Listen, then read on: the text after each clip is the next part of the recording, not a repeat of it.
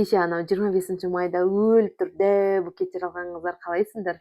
Бүгін ұйқыдан тұрып, қурап жатқан гүлдерді көріп, көбісі түсінген негізгі бақыт ол гүлде емес екендігін. Себебі гүл бар жоғы ол сыртқы фактор болғандықтан, ол дешевый дофамин ғана бере алады. Дешевый дофамин ататап тұрғандай, бірнеше сағатта жоқ болып кететін дофаминдік бір сезім.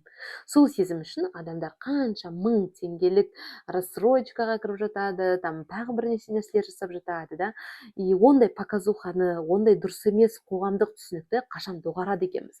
Қашан біздің қоғамда бақыт равно роскошный сыйлықтар деген нәрсе кетеді. Қашан біздің қоғамда сексуальность равно там красивые позы деген нәрсе кетеді.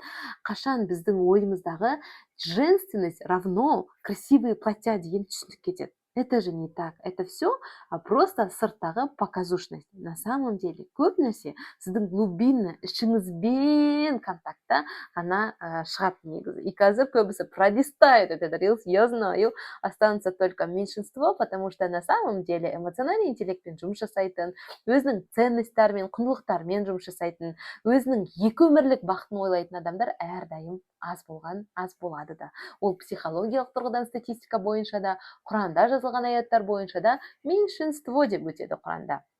И знаете, ол меньшинство қазіргі статистикамен қанша процент? Представляешь, тек қана 5% адам өзінің осы үлкен іштегі құндылықтары туралы ойлайды. Егер сен әлі мына рилсті көріп тұрсаң, құттықтаймын сені, сол 5%-ке кіріп жатқанда шығарсың. Қалған 95% адам сол сериалдар, дорамалар, осындай үлкен роскошный гүлдер, роскошный подароктар деген нәрсемен өмір сүреді. Қатты жаным ашиды. Сен ары қарай өзіңнің эмоциялық интеллектіңді жоғарылатқың келсе, мен сені өзімнің жеке диагностикама шақырамын. Ол тегін, екеуміз бірге отырып, бүкіл сенің алдағы жазыңа күшті жоспар құрайық. Міне бұл ең күшті гүл деп ойлаймын.